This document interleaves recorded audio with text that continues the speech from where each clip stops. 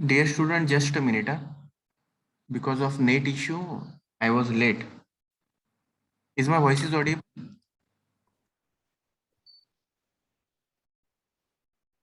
Yes, students, Yes, is my sir. voice audible? Yes, Okay. sir. Yes, sir. Extremely sorry for delay. Actually, I have started 2 times. Zoom has given the problem. I don't know what happened. Yeah. Is the screen is visible? Yes, sir. Okay, that's great.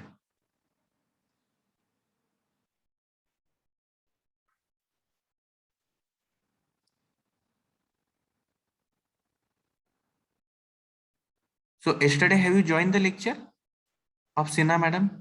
Yesterday I was on the leave. Sir, very late, sir. We were Yes. not informed, sir. Yeah, actually, I forgot to share the link with all of you. No issues. Okay. So dear students, last time we have already started with the second unit, and as I already told you, the name of your second unit is what? Data link layer. And data link layer is mainly consist of two main sub layer. Can anyone tell me the name of those layers? Which two sub layers are there in data link layer? One is already written on your screen. One is logical link control layer and the another one is MAC. Okay. Yeah, so another one is the MAC layer. So the role of MAC layer is to handle the MAC addresses, right? And the role of logical link control layer is to handle the flow, synchronization, and connectivity of one computer with another computer. Okay, so that part we have already seen. Then we have started with the first part of the outline, that is design issues. Okay, so under these design issues, as you already know, data is taken from physical layer and given to network layer. On receiver side, data is delivered from network layer to data link layer. So in that way, the work is done from physical to data link and data link to network, from network to data link and data link to physical. In that way, transmitter and receiver both are working. So while designing the data link layer, which kind of issues are focused, that we have studied last time. First one is the network layer services. So whatever data link layer is designed, that layer is responsible for sharing the services. Second one is creating the frame, assigning the numbers to the frame. Okay, so that frame should be delivered in sequence and all. So that particular issue also we have studied. Third one is the error control. Under error control, we have studied in order to transfer the data, there should not be any sort of error while on transmitter side and on the receiver side. So error control should be there, flow control. Whatever data you are transmitting from transmitter side and whatever data is received on the receiver side, that data should be managed properly. Addressing, okay, so whatever MAC addresses are there, that particular addresses you need to maintain in the MAC table, and that table is maintained by switches. Then logical link and management. As I already told you, you need to manage the links and you need to control the links. How to control in point-to-point protocol, how to control in HDLC protocol, that we will see later on. So these issues we have studied last time very properly. Then what type of services offered? Unacknowledged connectionless. In that I already told you, the data is transferred. Sender is not concern about whatever data he has already transferred. Okay, so only data is transferred, no acknowledgement is there in case of unacknowledged connectionless service. Acknowledged connectionless service, in acknowledged connectionless service, what happened?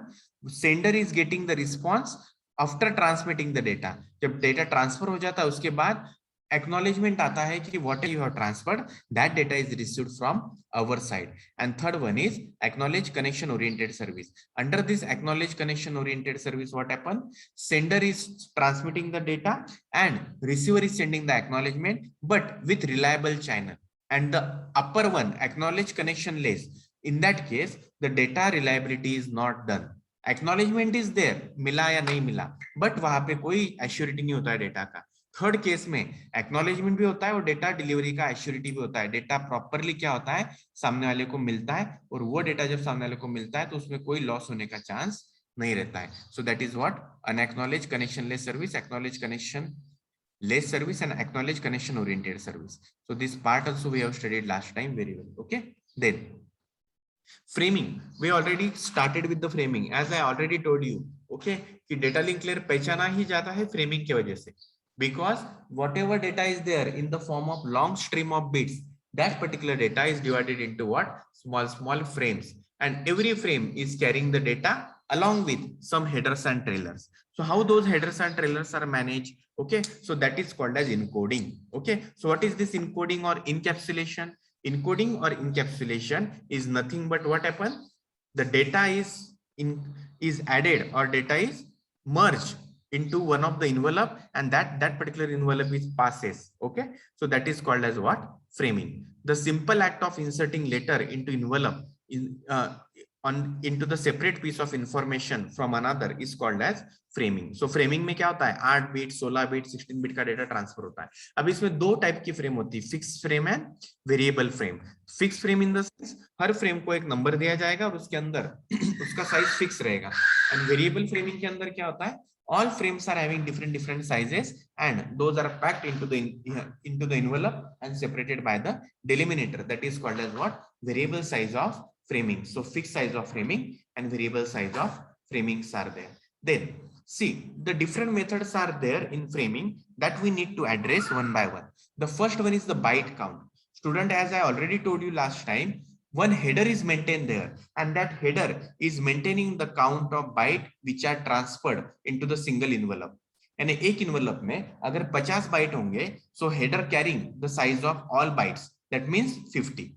If header is carrying the size of 20, then 20 size of header is maintained inside the byte count. Okay, so all headers are there and all these headers are maintained in the byte count. But if one of the data is lost, in that case what happen, that particular count will goes on changing. वो count क्या हो जाता है, वहां पे पूरा change हो जाता है. And because of that changing count what happen, your whole data will get disturbed, जो आपको forward way में क्या करना है, pass करना है. So you need to remember this. So first one is what, byte count. So it uses the field in the header that specify the number of bytes in the frame. जितनी bytes आप आगे pass करने वाले हो वो सब क्या होती है, header में mention होती है.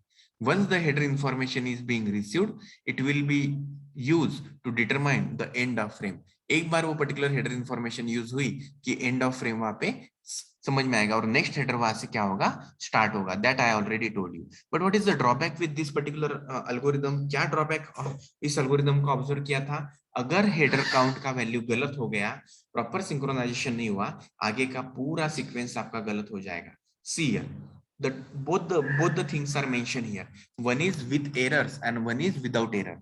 So in first case, without error case is mentioned, and in that header field is there with 5 bits और आगे देखिए 1 2 3 4 पास हुआ है.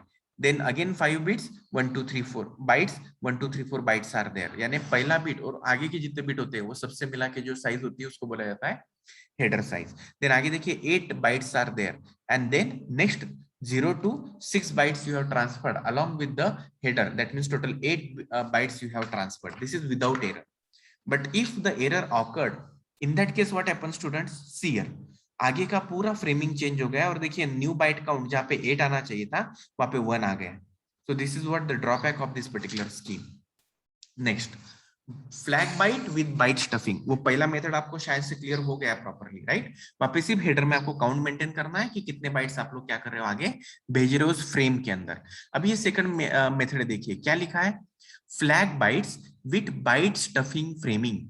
यानी आप लोगों को जो बाइट्स भेजने हैं, जो आगे डेटा भेजना है, हेडर के जगह पे आप लोग क्या ऐड करेंगे, फ्लैग. अभी फ्लैग क्या रहेगा, बिगिनिंग एंड एंडिंग फ्लैग रहेगा, उसको बोला जाता है flag byte. So student always remember, आपको डेटा वैसे ही भेजना है. See this is your data and along with that data you are sending the flags. Along with that data you are sending the flag. See here, flag, header, data, trailer, flag.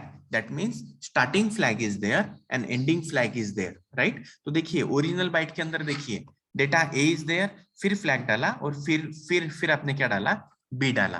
तो जब भी flag bit डालते हो तो after stuffing देखिए students क्या होता है, डिलिमिनेटर डाला जाता है, उसको एस्केप लिखा हुआ है. A frame is delimited by flag byte. Flag से डिलिमिनेट किया, 4 examples of byte sequence before and after stuffing is given. See here, देखिए यहाँ पे A flag B दिया है, तो आगे क्या होगा देखिए, A escape flag B, A escape escape B, A escape escape escape flag B, A escape escape escape flag B, right? So these are what the methods of stuffing, जिसमें आप क्या करते हो, स्टार्टिंग एंड एंडिंग का header क्या करते हो वहां पे ऐड करते हैं. See here, this method gets around the boundary detection of frame by having each appended by the frame start and frame end special byte. See here, आप लोगों ने इस मेथड में क्या किया, जो आपका डेटा था उसको हेडर और ट्रेलर अटैच किया, और उससे क्या होता है, वो फ्रेम स्टार्ट हुई और वो फ्रेम एंड हुई, ऐसा समझ में आएगा. पहले मेथड में क्या हो रहा था, हेडर में साइज मेंशन हो रही थी, इस मेथड में स्टार्टिंग एंड एंडिंग है. अभी देखिए, if they are same then they are called flag bite.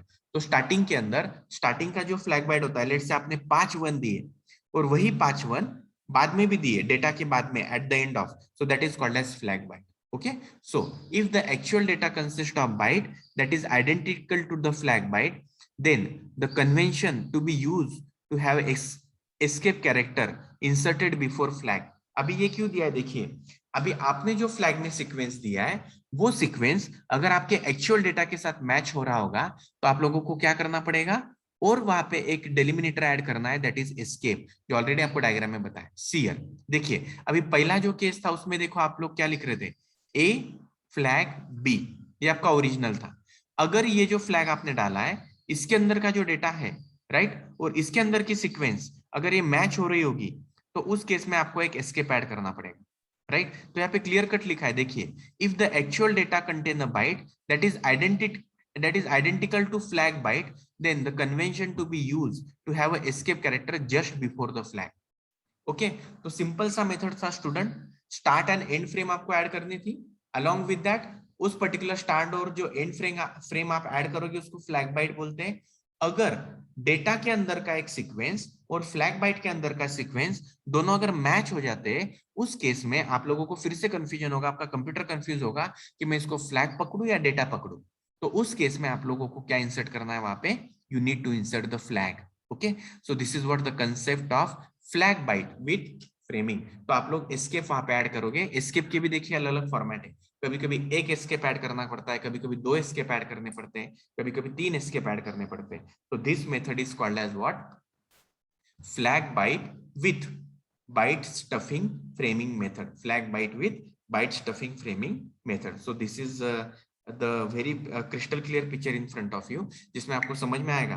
पहले मेथड में हेडर यूज किया था, दूसरे मेथड में आप लोग क्लियर कट क्या यूज कर रहे हो, आप लोग स्टार्ट एंड एंड फ्रेम, वहां पे स्टार्ट एंड एंड फ्रेमिंग डाल रहे हो, और अगर वो फ्रेम आपके डेटा के साथ मैच हो रही होगी तो आप लोग वहां पे एस्केप न्यूली क्या करते हैं, ऐड करते हैं. Okay, next. So this is what the method. Next is what, हाँ देखिए ये एग्जांपल दिया है स्टफिंग एंड अनस्टफिंग का. सेंटर साइड में अगर आप ऑब्जर्व करोगे, देखिए यहाँ पे you have added flag, these are the 2 data bytes, and then you have added escape. Okay, so here data from upper layer, so flag and flag, header trailer, और फिर देखिए अंदर वाला escape flag, फिर उसके बाद डेटा escape escape आपने डाला, और फिर आपने जब ये 2 extra bytes you have added, okay, 2 extra bytes you have added, और जब वो रिसीवर साइड में जाएगा तो फिर से देखिए आपने जो चीजें ऐड की थी, 2 extra bytes जो ऐड किए थे escape escape वाले, राइट. यहाँ पे एक एस्केप तो ऑलरेडी था, ये व्हाइट वाला दिख रहा है आपको, white escape. So these are the 2 extra bytes you have added. So whatever bytes are received on the receiver side, receiver will again remove those particular 2 extra bytes, and that particular original data is received on the receiver side. So this is what all about byte stuffing with flag. Okay, so this is clear. पहले इसमें आपने header add किया, यहाँ पे header add किया था आपने, इसके ड्रॉबैक क्या थे, अगर गलती से एक पैकेट भी ड्रॉप हो गया तो हेडर पूरा चेंज हो जाता था. इस मेथड में आपने क्या किया, स्टार्टिंग और एंडिंग फ्लैग वहां पे डाला, और वो डेटा अगर आपके डेटा के साथ मैच हो रहा है फ्लैग वाला डेटा, तो उस केस में आप लोग और एस्केप ऐड करोगे, सो दैट आपका डेटा प्रॉपरली सामने वाले को रिसीव होगा. तो this is all about byte stuffing. Next, flag bits with bit stuffing. पहले वाला बाइट स्टफिंग था, अभी क्या कर रहे हो आप लोग, बीट स्टफिंग. बाइट में क्या हो रहा था, आप लोग 8-8 बीट ऐड कर रहे थे डायरेक्टली फ्लैग में, 8 बिट्स आप लोग डायरेक्टली ऐड कर रहे थे। अभी यहाँ पे 8 बिट नहीं ऐड करना है, आपको क्या ऐड करना है, आपको 8 बाइट के जगह आपको, आप लोगों को जो 8 बिट्स ऐड कर रहे थे उसकी जगह पे आपको सिंगल बिट ऐड करना। तो दिस मेथड, ये फ्लैग बिट्स से स्टूडेंट्स, और पहले वाला मेथड कौन सा था, फ्लैग बाइट्स था। बाइट्स में आप लोग 8 बिट ऐड करते हैं, फ्लैग बिट्स में आप लोग क्या करते हैं, सिंगल बिट ऐड करते हैं। See this particular method is developed for what, high level data link control, HDLC protocol, high level data link control protocol. ये आपको आगे आएगा। ओके, मैं आपको ये पूरा प्रोटोकॉल पढ़ाने वाला हूँ।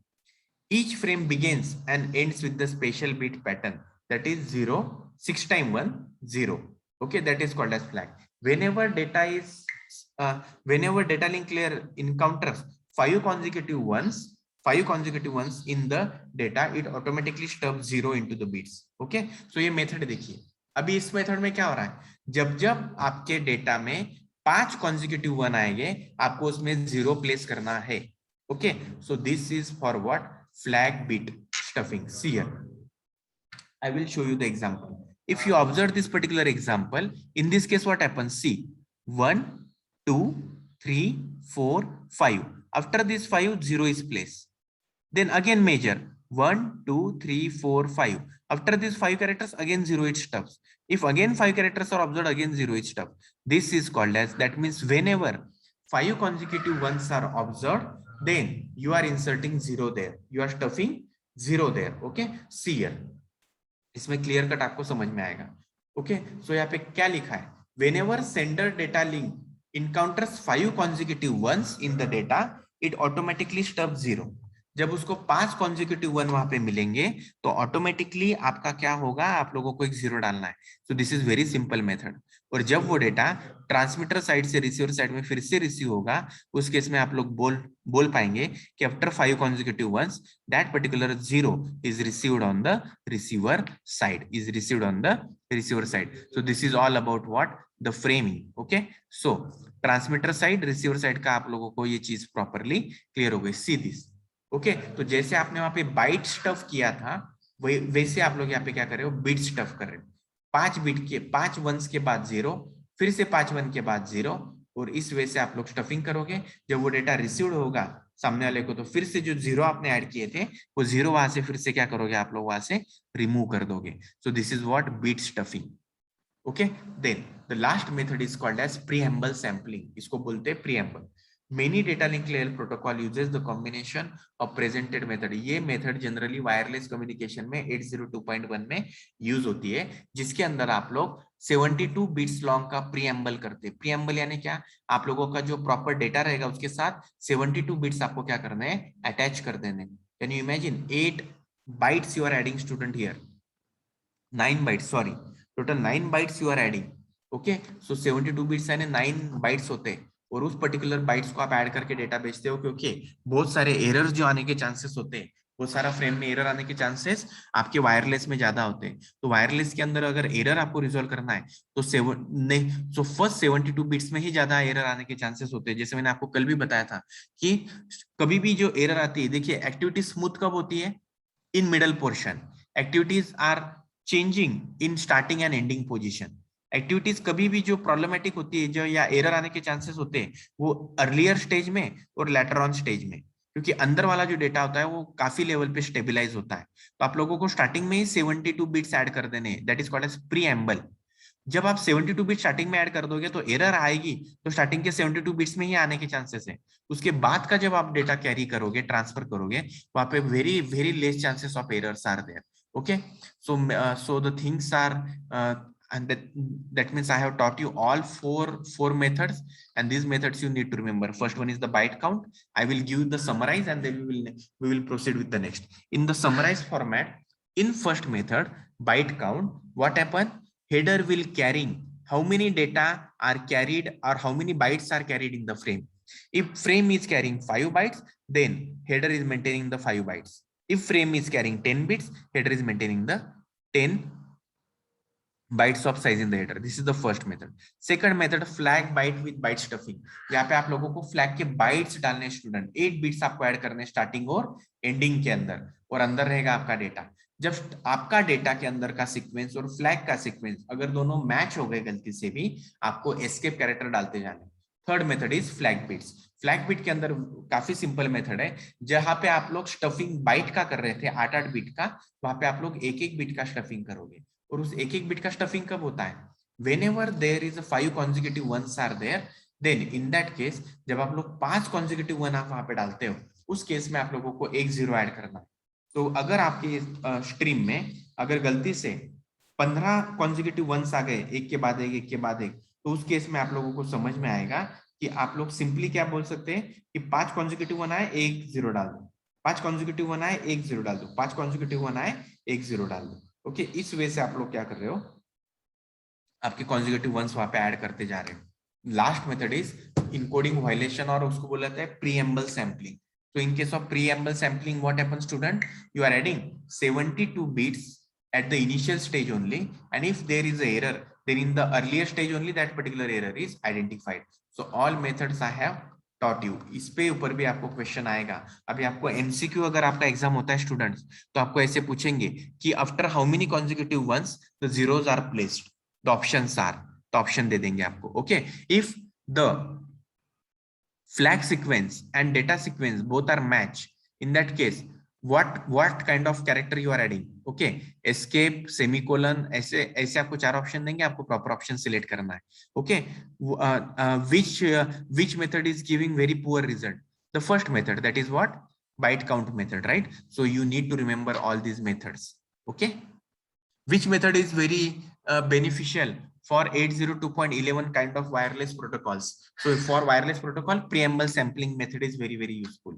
तो इस वे से आपको क्वेश्चंस का आंसर देना जरूरी है और आपको आने भी चाहिए। Okay, so I think so these methods are clear, students. Any doubt in this? So which is the most accurate method? The accurate method nowadays, as it is already written there, preamble sampling is useful for what? Wireless communication.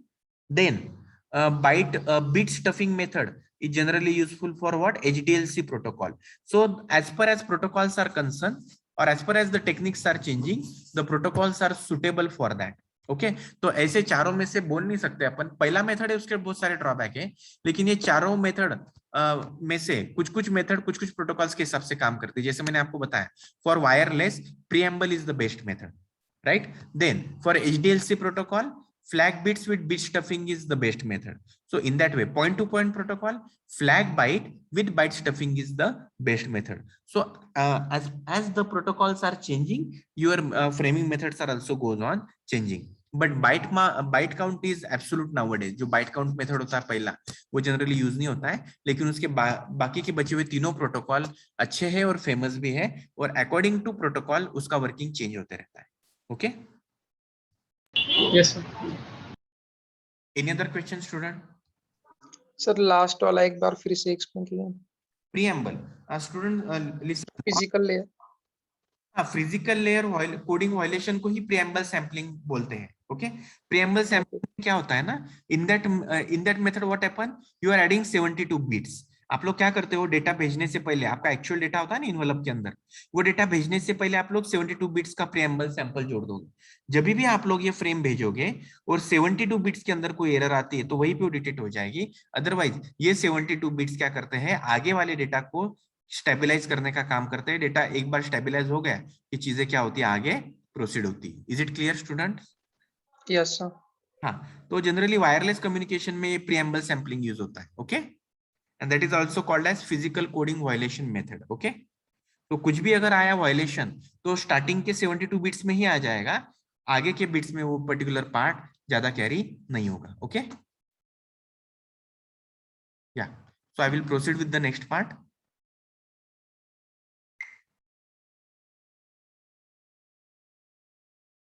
Yeah, so student, this is very very important part, and many more questions are there on flow and error control. You need to remember, because इसमें से कम 3 assignment है आपके पूरे lab में। Minimum 3 assignments we have to perform on this flow control and error control. Okay, जिसमें आप लोगों को सीखना है हेमिंग कोड, जिसमें आप लोगों को सीखना है सीआरसी, साइक्लिक रिडंडेंसी चेक।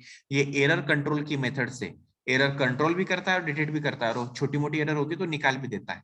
और दूसरा उसके बाद आता है फ्लो कंट्रोल। फ्लो कंट्रोल में आप लोगों को सीखना है stop and wait protocol, automatic repeat request protocol, sliding window protocol. तो ये इसमें से आपको स्लाइडिंग विंडो प्रोटोकॉल इंप्लीमेंट करना है और stop and wait protocol implement करना है स्टूडेंट। तो this is very very important topic that you need to understand. ये टॉपिक आपको प्रॉपरली ध्यान देना है और अंडरस्टैंड भी करना है। ओके, तो आप लोगों को अकॉर्डिंगली क्या करना है, सीखना है।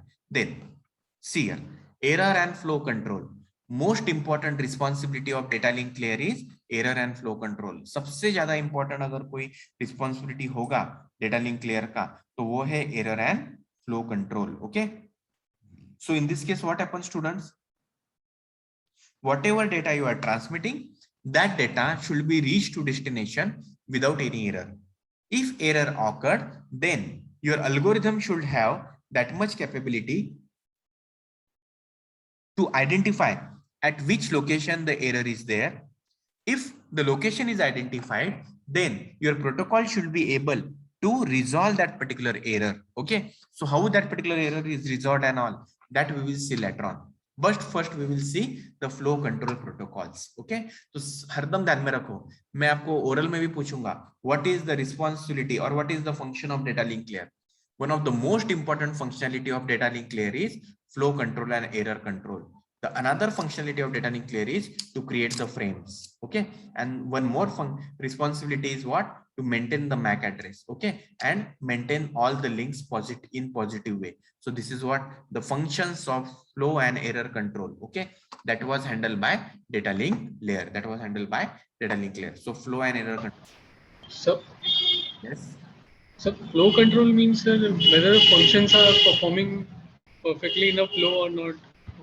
Or नहीं, something फ्लो कंट्रोल क्या होता है स्टूडेंट्स, ऑलवेज रिमेंबर, मैंने पीछे भी आपको बोला था, ट्रांसमीटर जो है वो जो डेटा ट्रांसफर कर रहा है वो 3 MBPS के स्पीड पे भेज रहा है, रिसीवर 1 MBPS के स्पीड से डेटा का फ्लो ले रहा है। तो मुझे बताइए बाकी के पैकेट कहाँ जाएंगे और रिसीवर कितना जाम हो जाएगा। समझिए, अगर मैं एक दिन में आपका 1 यूनिट खत्म कर दूं, ओके, फटाफट फास्ट ट्रैक पे लेके, इसमें टोटल 91 स्लाइड्स है आपके सेकंड यूनिट में, अगर मैं फटाफट खत्म करके यही चीजें 91 स्लाइड 2 लेक्चर में खत्म कर दूं, तो फ्लो अगर आपको समझ, यानी फ्लो कंट्रोल में क्या होगा स्टूडेंट, आपका ग्रास्पिंग जो है, एक लेक्चर में मैंने ज्यादा से ज्यादा 15 स्लाइड का पढ़ाना चाहिए या 2 टॉपिक पढ़ाने चाहिए। एक लेक्चर में अगर मैं आपको 5 6 टॉपिक पढ़ाऊंगा तो आपको समझ में आएंगे कि स्टूडेंट फास्ट ट्रैक पे नहीं। तो फ्लो कंट्रोल क्या बोलता है, ट्रांसमीटर का स्पीड और रिसीवर का स्पीड ये दोनों मैच होने चाहिए। अगर मैच नहीं हुए तो क्या हो सकता है, फ्लो मैनेज होगा क्या प्रॉपरली?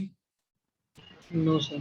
तो उसी को तो मैनेज करना है ना, और उसको ही मैनेज करने का रिस्पॉन्सिबिलिटी किसके पास दिया है, OSI मॉडल में डेटा लिंक लेयर के पास। तो डेटा लिंक लेयर का काम क्या है कि जो फ्लो आ रहा है वो प्रॉपरली मैनेज होना चाहिए, ट्रांसमीटर के स्पीड रिसीवर के स्पीड दोनों भी क्या होने चाहिए, प्रॉपरली हैंडल होने चाहिए। Is it clear?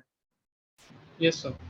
That's great. Okay, so flow control and error control इस वजह से होता है। See here, flow control refer to the set of procedures used to restrict the amount of data that sender can send before waiting for acknowledgement.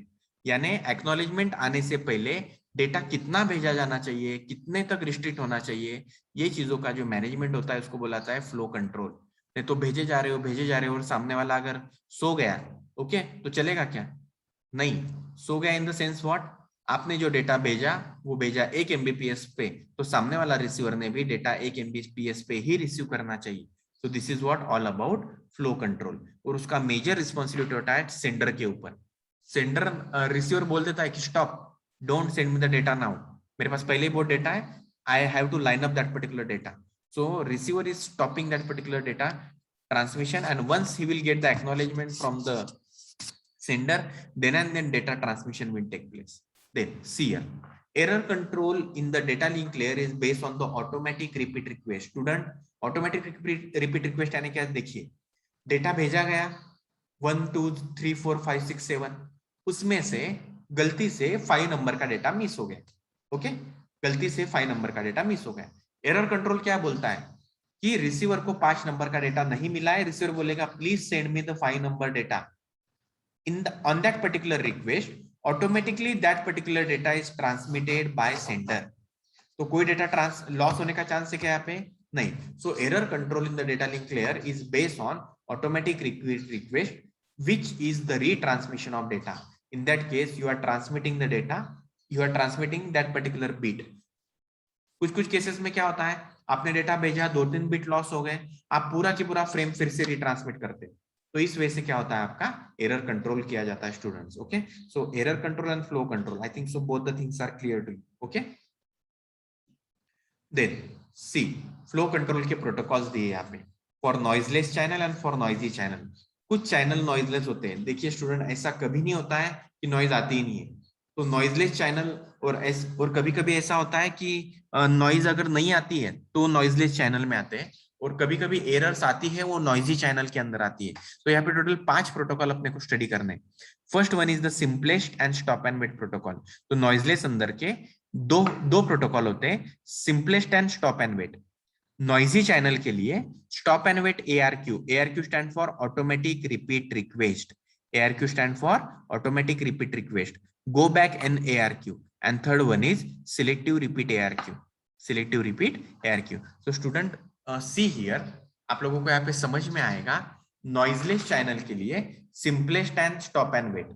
For noisy channel stop and wait ARQ, go back and ARQ, and selective repeat ARQ. तो 3 होते हैं.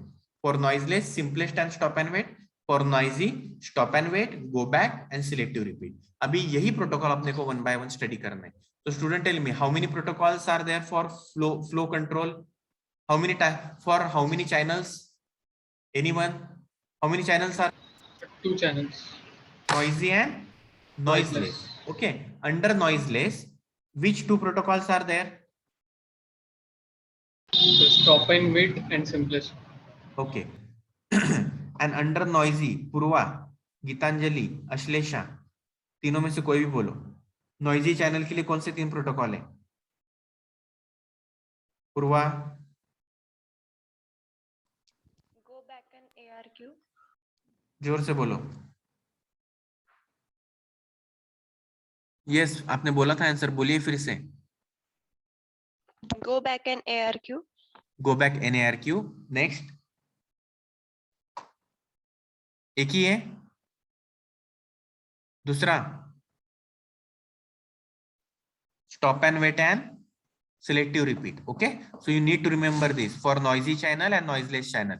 ये देखिए, flow control होने के लिए ये सब प्रोटोकॉल्स काम करते हैं. अभी अपन सबसे पहले प्रोटोकॉल में जाएंगे नॉइजलेस चैनल के सिंपलेस्ट के अंदर. Okay, see here, let us assume we have an ideal channel. Ideal यानी क्या? बहुत ही proper channel in which no frames are lost, duplicated और करप्टेड. नॉइजलेस के अंदर कोई फ्रेम लॉस्ट नहीं होगी, डुप्लीकेट नहीं होगी और करप्ट नहीं होगी. उसके लिए 2 प्रोटोकॉल. पहला simplest and stop and wait. Simplest में देखिए क्या होता है. सिंपलेस्ट के अंदर रिक्वेस्ट जाती है सेंडर से, रिसीवर से रिक्वेस्ट जाती है सेंडर के पास. सेंडर क्या करता है? फ्रेम भेजता है और सामने वाले को मिल जाती है. ऐसा बाय डिफॉल्ट कंसीडर होता है क्योंकि इसमें कोई एरर ही नहीं है. Okay, so in simplest way what happen, you are sender is sending the data and receiver is receiving the data. Okay, simple way में क्या होता है, डेटा ट्रांसमीटर से जाता है और रिसीवर को क्या होता है? रिसीव होता है. यहाँ पे कोई एरर आने के चांसेस नहीं होते. तो this is what simplex protocol.